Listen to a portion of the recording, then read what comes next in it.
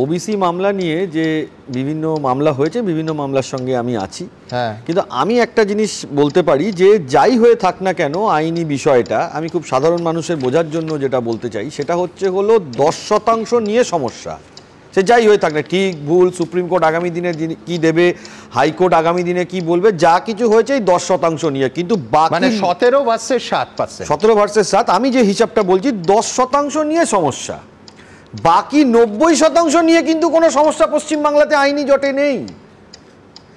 কোনো জায়গাতে হাইকোর্ট বা সুপ্রিম কোর্ট কোথাও বলেনি যে অ্যাডমিশন এবং রিক্রুটমেন্ট বন্ধ রাখতে হবে, এটা কোনো জায়গাতে, আমি মামলার সঙ্গে যুক্ত আছি, কোনো জায়গাতে বলেনি যে অ্যাডমিশন বা রিক্রুটমেন্ট বন্ধ রাখো। 90%তেও বলেনি, এমনকি 10% নিয়ে একটা ডিসপিউট ক্রিয়েট হয়ে আছে এখনো অবধি আইনের ভাষায়।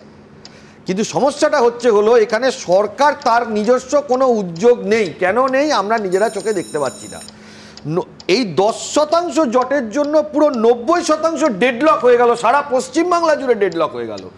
জয়েন্ট এন্ট্রেন্স বলুন, মেডিকেল বলুন, অ্যাডমিশন বলুন, রিক্রুটমেন্ট বলুন, বিভিন্ন সরকারি ডিপার্টমেন্টে ভ্যাকেন্সি পড়ে আছে, রিক্রুটমেন্ট হচ্ছে না।